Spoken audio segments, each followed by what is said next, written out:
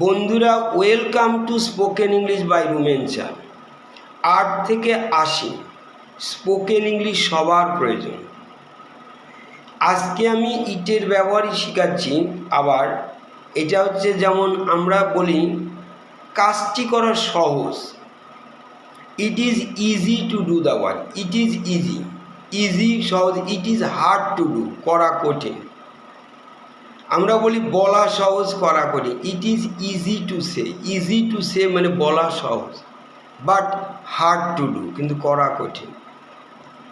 ওই রকম আমরা অসংখ্য ইট ইজ দিয়ে ব্যবহার করো। যেমন আমার পক্ষে কাজটা করা অসম্ভব। ইট ইজ ইম্পসিবল মানে অসম্ভব ফর মি মানে আমার পক্ষে টু ডু দিস ওয়ার্ক।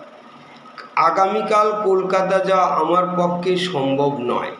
তার মানে ইট ইজ ইম্পসিবল বা it is not possible for me, আমার পক্ষে two go to Kolkata tomorrow. ওই রকম যে এই কাজটি করা আমার পক্ষে বিপজ্জনক। ইট ইজ ডেঞ্জারাস। ডেঞ্জারাস মানে বিপজ্জনক। ফর মি মানে আমার পক্ষে to do this work.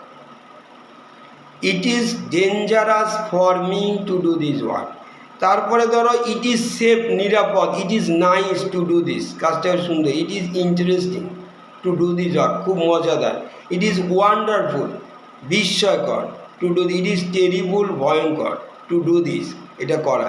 It is expensive মানে খুবই দামি, to buy this book, to buy this car.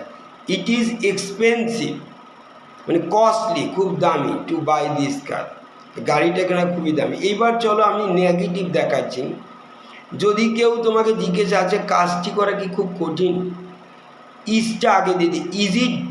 Is it difficult to do this work, কাজটা করা কি কঠিন, এর কাজটি করা কি খুব বিপজ্জনক হবে, এটা future tense. Will it be very dangerous two do this work,